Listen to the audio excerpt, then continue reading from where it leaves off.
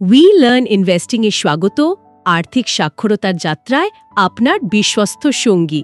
আজকের পর্বে আমরা জেএম ফিনান্সিয়াল এলটিডি মানে জেএমএফএল নিয়ে একটা বিস্তারিত আলোচনা করব।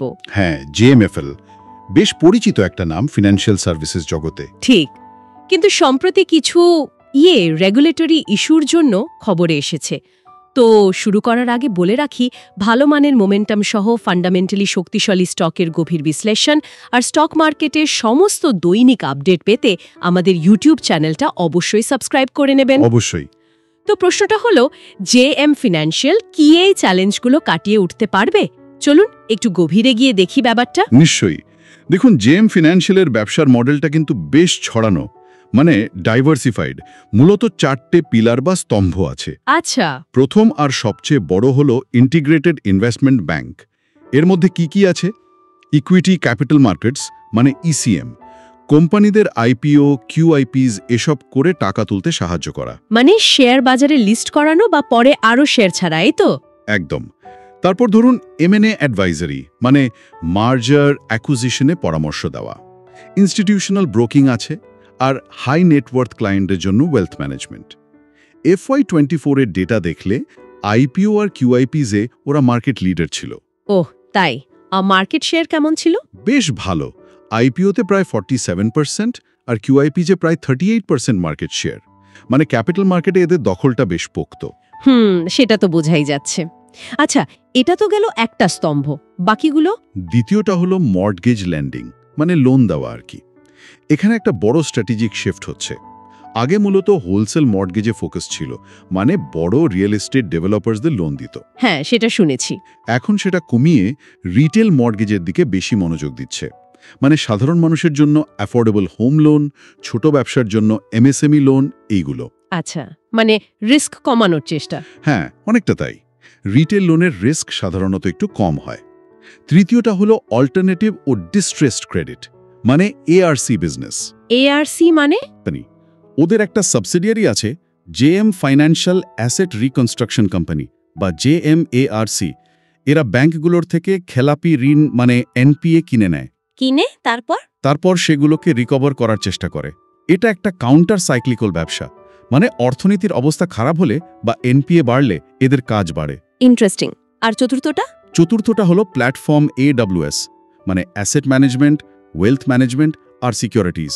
এটা কিন্তু খুব স্কেলেবল আর রিটেল কেন্দ্রিক, মানে সাধারণ বিনিয়োগকারীদের টার্গেট করে। এর মধ্যে কি পড়ছে? এর মধ্যে পড়ছে ওদের মিউচুয়াল ফান্ড ব্যবসা মানে এএমসি, রিটেল আর এলিট ক্লায়েন্টদের জন্য ওয়েলথ ম্যানেজমেন্ট আর সিকিউরিটিজ ব্রোকিং। ওদের ব্লিঙ্কেক্স নামে একটা ডিজিটাল প্ল্যাটফর্মও আছে। আচ্ছা, আর তাহলে দু রকমের আসছে, ফি ভিত্তিক আর ফান্ড ভিত্তিক। একদম। ইনভেস্টমেন্ট ব্যাংক ওয়েলথ ম্যানেজমেন্ট থেকে ফি আসে, মর্টগেজ ল্যান্ডিং এআরসি থেকে ফান্ড ভিত্তিক আয় হয়।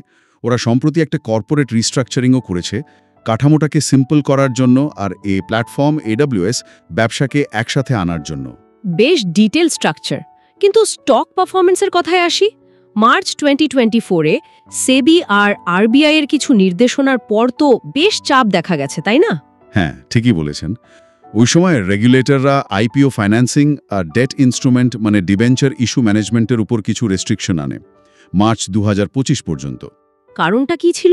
অভিযোগ ছিল এনসিডি বা নন কনভার্টেবল ডিবেঞ্চার ইস্যুর প্রক্রিয়ায় কিছু নিয়ম মানা হয়নি। মানে রিটেল ইনভেস্টরদের কাছে ভুল তথ্য দিয়ে বেশি আগ্রহ তৈরি করার মতো অভিযোগ। এর ফলে মার্কেটে একটা গভর্নেন্স ডিসকাউন্ট তৈরি হয়েছে স্টকের দামে। মানে ম্যানেজমেন্টের স্বচ্ছতা নিয়ে প্রশ্ন ওঠায় দামটা একটু কমেছে। কিন্তু ফিনান্সিয়াল হেলথ কেমন? মানে জালেনগুলো কি বলছে? দেখুন, হোলসেল মর্টগেজ বিজনেসের গ্রস এনপিএ ডিসেম্বর 2023-এ একটু বেশি ছিল, 7.2%। কিন্তু রিটেল মর্টগেজের এনপিএ কিন্তু খুবই কম, মাত্র 0.8%। কনসলিডেটেড বা মোট জিএনপিএ মার্চ 2024-এ ছিল 4.7%। আর ক্যাপিটাল অ্যাডিকুয়েসি রেশিও বা CAR খুবই শক্তিশালী, 37.0% মার্চ 2024-এ। মানে ব্যবসার ঝুঁকি নেওয়ার মতো যথেষ্ট মূলধন আছে। তবে রিটার্ন অন ইকুইটি বা ROE গত অর্থবর্ষে মানে FY24-এ ছিল 7.74%। খুব আহামরি নয়, তবে ঠিকঠাক। ইন্টারেস্টিং ব্যাপার হলো, এই নেগেটিভ খবরের পরেও টেকনিক্যাল চার্ট কিন্তু অন্য কথা বলছে। একটা লম্বা রাউন্ডিং বটম প্যাটার্ন থেকে ব্রেকআউট হয়েছে, মানে 120-30 লেভেলের যে রেজিস্ট্যান্স ছিল সেটা ভেঙে স্টকটা উপরে উঠেছে। হ্যাঁ, টেকনিক্যাল অ্যানালিস্টরা এটাকে বুলিশ সিগন্যাল হিসাবেই দেখেন। রাউন্ডিং বটম মানে সাধারণত একটা ডাউন ট্রেন্ডের পর শেয়ারটা ঘুরে দাঁড়াচ্ছে। বর্তমান সাপোর্ট ওই 120-30 জোনেই দেখা যাচ্ছে। আর উপরের দিকে রেজিস্ট্যান্স? পরের রেজিস্ট্যান্স লেভেলটা 191 রুপির কাছাকাছি, যেটা এর সর্বকালের সর্বোচ্চ। তো এটা দেখে মনে হতে পারে যে লং টার্ম ইনভেস্টররা হয়তো এই রেগুলেটরি সমস্যাটাকে একটা সাময়িক ঘটনা হিসাবে দেখছেন আর কোম্পানির ভ্যালুটা বেশি গুরুত্বপূর্ণ মনে করছেন। এটাও হতে পারে। আর ভ্যালুয়েশনের দিক থেকেও যদি দেখি, সাম অফ দ্য পার্টস বা এসওটিভি মেথডে ভ্যালুয়েশন করলে, মানে ব্যবসার প্রত্যেকটা অংশকে আলাদা করে ভ্যালু দিয়ে যোগ করলে ফেয়ার ভ্যালু প্রায় 196 প্রতি শেয়ার আসছে। সেটা তো বর্তমান মার্কেট প্রাইসের থেকে বেশ খানিকটা উপরে। হ্যাঁ, আর প্রাইস টু বুক বা পিবি রেশিও যদি দেখেন, সেটা এখন প্রায় 1.7x। এটা এদের নিজেদের হিস্টোরিক্যাল অ্যাভারেজের থেকেও কম, আবার অন্য ভালো এনবিএফসিগুলোর থেকেও কম। মানে ভ্যালুয়েশনটা তুলনামূলকভাবে সস্তা মনে হচ্ছে। আচ্ছা, এই কোম্পানির পারফরম্যান্স তো বুঝলাম, কিন্তু ভারতের সার্বিক অর্থনৈতিক পরিস্থিতি, মানে ম্যাক্রো ইকোনমিক কনটেক্সট, সেটা জিএমএফএল এর জন্য কেমন? দেখুন, ভারতের অর্থনীতি এখন মোটামুটি একটা স্থিতিশীল জায়গায় আছে। জিডিপি গ্রোথ প্রায় 6.5% থাকবে বলে আশা করা হচ্ছে। মুদ্রাস্ফীতিও কমছে। জুন 2025 নাগাদ সিপিআই হয়তো 2.1%-এর কাছাকাছি আসতে পারে। এটাকে অনেকে গোল্ডিলক্স সিনারিও বলছেন, মানে খুব বেশি গরমও নয়, আবার খুব ঠান্ডাও নয়। এটা তো ব্যবসার জন্য ভালো পরিবেশ। একদম। আর যদি আরবিআই ইন্টারেস্ট রেট কমায়, যেটা অনেকেই আশা করছেন আগামী দিনে, তাহলে জেএমএফএল এর মতো এনবিএফসিদের জন্য খুব পজিটিভ হবে। কিভাবে? কারণ ওদের ধার নেওয়ার খরচ কমবে, ফলে নেট ইন্টারেস্ট মার্জিন বা নিম বাড়তে পারে। আবার সিস্টেমে লিকুইডিটি বাড়লে শেয়ার বাজারেও তার প্রভাব পড়বে। ইকুইটি মার্কেটে ফ্লো আসতে পারে, যেটা ওদের অ্যাসেট ম্যানেজমেন্ট বা ওয়েলথ ম্যানেজমেন্ট ব্যবসার AUM বাড়াতে সাহায্য করবে। আর জেএমএফএল এর নিজের ভূমিকাটা কেমন দেখছেন এই পরিবেশে? উই লার্ন ইনভেস্টিং তো মনে করে আর্থিক অন্তর্ভুক্তিতে এদের একটা ভূমিকা আছে। ঠিক। দেখুন, ক্যাপিটাল মার্কেটে, বিশেষ করে আইপিও মার্কেটে জেএমএফএল এর লিডারশিপ তো আছেই। FY24-এ তো 1 নম্বর ছিল। তার সাথে ভারতে রিটেল লোনের চাহিদা বাড়ছে। অ্যাফোর্ডেবল হাউজিং, MSME সেক্টর, এগুলোতে লোন দরকার। জেএমএফএল এই চাহিদা মেটাতে এগিয়ে আসছে।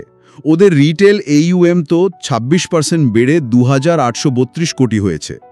ভারতের ফিনান্সিয়াল ইনক্লুশন স্টোরিতে এদের মতো সংস্থার একটা গুরুত্বপূর্ণ ভূমিকা আছে।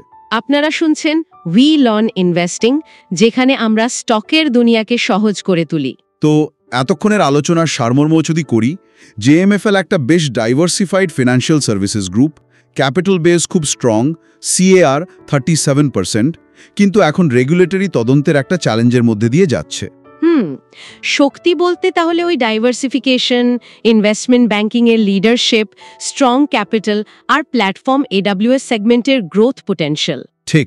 আর দুর্বলতার দিকটা হলো এই রেগুলেটরি রিস্ক। হোলসেল লোনের NPA একটু বেশি, যদিও রিটেল NPA কম। আর প্রফিটেবিলিটি মানে ROE খুব একটা অসাধারণ নয়, 7.74%। সুযোগ কি কি আছে? সুযোগ হলো দেশের ম্যাক্রো ইকোনমিক পরিবেশটা বেশ অনুকূল। রিটেল ফাইন্যান্স আর প্ল্যাটফর্ম ব্যবসার গ্রোথ পোটেনশিয়াল ভালো। আর সবচেয়ে বড় কথা, যদি এই রেগুলেটরি সমস্যাটা মিটে যায়, তাহলে স্টকের ভ্যালুয়েশন রি-রেটিং হতে পারে, মানে দাম বাড়তে পারে। কিন্তু ঝুঁকিও আছে।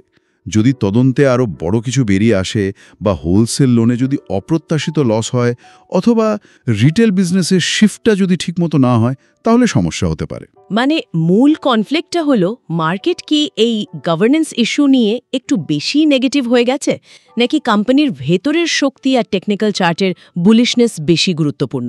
উই লার্ন ইনভেস্টিং এই জায়গাগুলো খুব ক্লোজলি দেখছে। একদম। তো উই লার্ন ইনভেস্টিং এর দৃষ্টিকোণ থেকে যদি দেখি, লগ্নিকারীদের জন্য কিছু টিপস কি হতে পারে? দেখুন, প্রথমত বর্তমান দামে একটা ডিপ ভ্যালু দেখা যেতে পারে, কিন্তু রেগুলেটরি ঝুঁকিটা বাস্তব, এটা মাথায় রাখতে হবে। রিস্ক আর রিওয়ার্ড ব্যালেন্স করতে হবে। আর কড়া নজর রাখাটা খুব জরুরি। এটাই হয়তো স্টকের প্রাইসের মূল চালক হবে আগামী দিনে। ঠিক। আর কোম্পানির স্ট্র্যাটেজিক শিফটটাও ট্র্যাক করতে হবে নিশ্চয়ই। অবশ্যই। রিটেল লোনের গ্রোথ কেমন হচ্ছে, অ্যাসেট কোয়ালিটি, বিশেষ করে কনসলিডেটেড GNPA কমছে কিনা, প্ল্যাটফর্ম AWS সেগমেন্টের AUM বাড়ছে কিনা, এগুলো খুব গুরুত্বপূর্ণ ইন্ডিকেটর। ওই এসওটিপি ভ্যালুয়েশন অ্যাবাউট 196 রুপিস, তাকে কি একটা বেঞ্চমার্ক ধরা যেতে পারে? হ্যাঁ, একটা রেফারেন্স পয়েন্ট হিসেবে দেখা যেতে পারে। এটা বুঝতে সাহায্য করে যে ব্যবসার বিভিন্ন অংশের আলাদা আলাদা ভ্যালু আছে। আর অবশ্যই লং টার্মে প্ল্যাটফর্ম AWS ব্যবসার পোটেনশিয়ালটা দেখতে হবে। আর ESG রেটিং বা গভর্নেন্স সংক্রান্ত বিষয়গুলোও বিচার করা উচিত। আমাদের কাছে থাকা সোর্স অ্যানালিসিস অনুযায়ী একটা বাই রেটিং আর প্রাইস টার্গেট 196 রুপিস 1 ইয়ারের জন্য আর 250 to 275 রুপিস 3 ইয়ার্সের জন্য সাজেস্ট করা হয়েছে। তবে আমরা উই লার্ন ইনভেস্টিং এ সবসময় বলি এগুলো শুধু তথ্য। একদম, কোনো বিনিয়োগের সিদ্ধান্ত নেওয়ার আগে নিজের রিসার্চ করাটা মাস্ট। তো উই লার্ন ইনভেস্টিং এর এই পর্বটি শোনার জন্য অনেক ধন্যবাদ। আশা করি এই বিস্তারিত আলোচনা আপনাদের কিছু মূল্যবান চিন্তাভাবনার খোরাক দিয়েছে। আশা করি। এই ধরনের আরও বিশ্লেষণের জন্য আমাদের চ্যানেল সাবস্ক্রাইব করতে ভুলবেন না। শেষ করার আগে একটা প্রশ্ন রেখে যাই ভাবার জন্য। যখন কোনো ফান্ডামেন্টালি দেখতে ভালো কোম্পানির ওপর রেগুলেটরি কালো মেঘ ঘনিয়ে আসে, তখন একজন বিনিয়োগকারীর ঠিক কিভাবে ঝুঁকি আর সম্ভাব্য লাভের মধ্যে ব্যালেন্স করা উচিত, এটা নিয়ে ভাবুন। পরবর্তী পর্ব পর্যন্ত শিখতে থাকুন আর উই লার্ন ইনভেস্টিং এর সাথে বিনিয়োগ করতে থাকুন।